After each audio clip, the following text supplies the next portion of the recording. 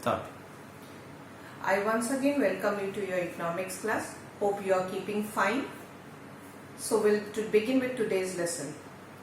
So we had already taken up the chapter Economic Planning during the period 1950 to 1990. So far we have covered up the agricultural sector and the reform measures and the measures taken to improve the industrial sector. Now we proceed to the third segment, that is foreign trade. And we'll go through the economic reform measures that were taken up during the period of 1950 to 1990 to revive the trade sector and give a boost to the foreign trade in the economy. We remember that during the British era, the policy was to export raw material and import finished British machine-made goods to India. This was actually degrading the foreign trade structure and making the foreign trade unfavorable for the economy. Although a remarkable fact was that despite of exporting of raw material and importing of finished goods from Britain, our balance of trade was favorable. That means the foreign revenue generated from importing goods from Britain to India and exporting raw material to Britain, the export surplus exceeded the import payments. Thus, the BOT was favorable. You can see that at the time of independence, raw material was exported. On the other hand, finished goods were imported from Britain. But a notable feature was the balance of trade was favorable, where the foreign revenue generated from exports were much more than the payment that we were making for our import of British machine-made goods. Then we come to the remarkable features or the foreign trade policies that were adopted during the planning period. The main emphasis of the trade policies were as follows.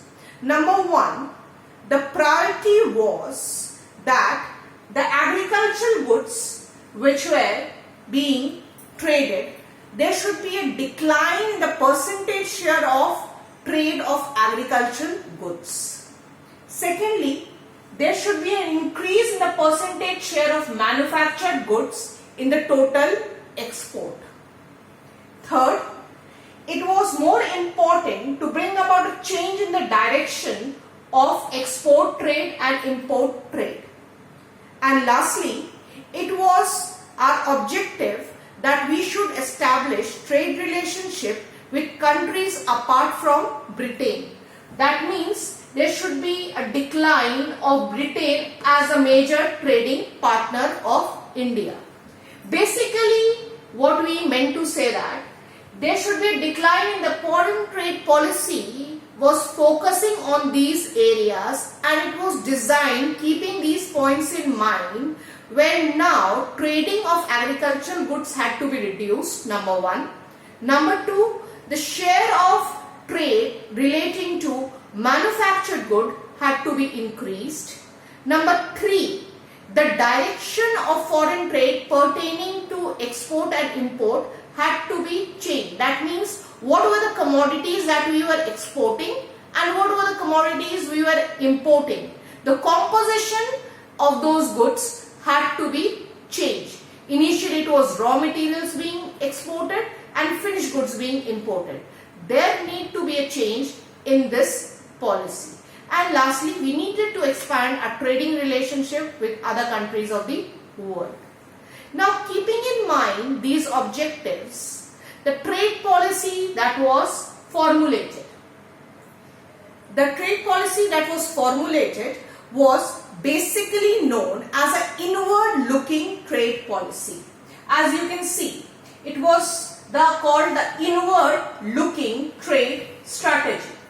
The first 7 set of 5-year plans focused on an inward-looking trade policy.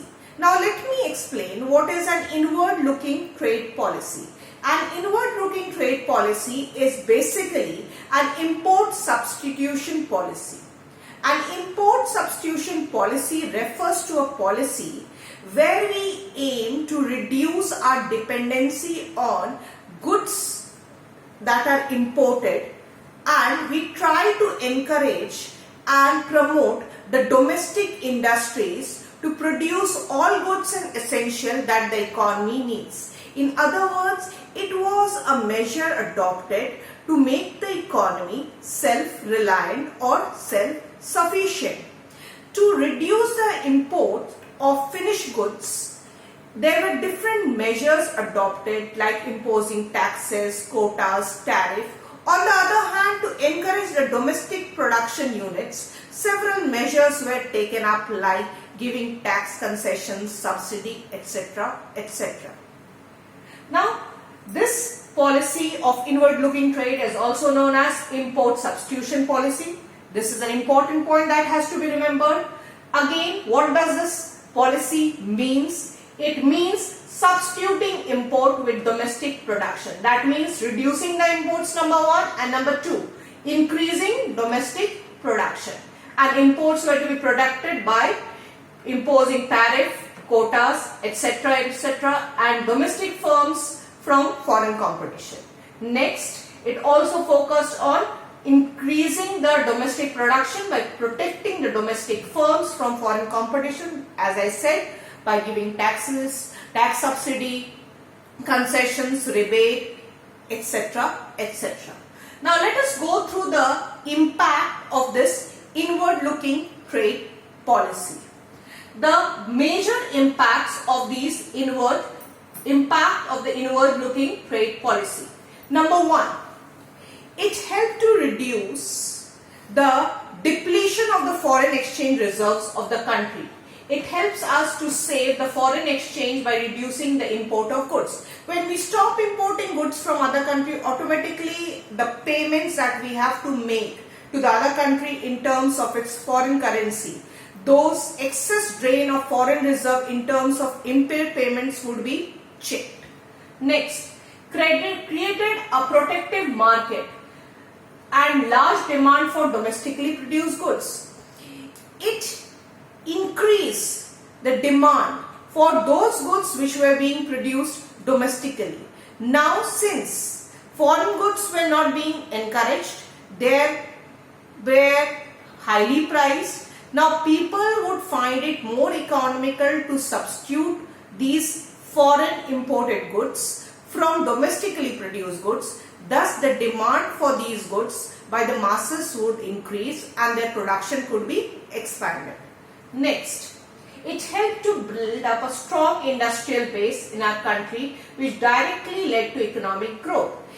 Encouraging the demand for indigenously produced goods would automatically create a demand for such goods and would increase the production of these goods, leading to setting up of more and more industries engaged in production of such goods, thereby not just promoting trade but also encouraging the process of industrial development in the country by setting up of more industries to cater to the demand and produce the goods which are domestically consumed and needed. Next. Now, this inward-looking trade policy is also criticized on certain ground. Let us go through the criticisms made against the inward-looking trade policy. The first criticism is that it did not lead to growth. The basic idea was to promote and encourage the domestic industries and the domestic manufacturers. Thus, it is said that it did not focus on growth and development. It rather focused on self-reliance. Next, lack of competition. Putting a check on goods coming from outside the country prevented competition for the domestic producers, hence did not encourage them to improve their standard of production. thereby reducing the competitive level and the quality of goods being produced, leading to backwardness of technology and discouraging technological upgradation. Third, growth of inefficient public monopolies.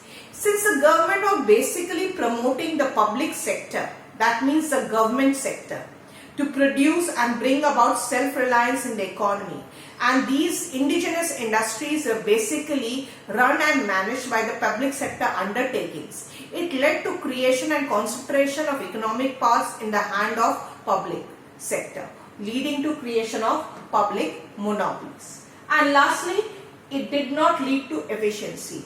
The standard of production had deteriorated, the quality was going down, modernization, competitiveness was lacking, and hence it was the inward-looking trade policy is criticized on the following grounds. So we finish with the inward-looking trade policy.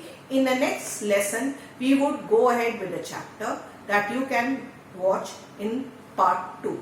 So far, go through your notes, make the notes in a point-wise format, in a detailed manner, and make sure that it is according to the CBSE pattern of answering 4 marks, 3 marks and 6 marks questions as asked in your board examination. Kindly go through your books, spend time with your books. So far, happy reading.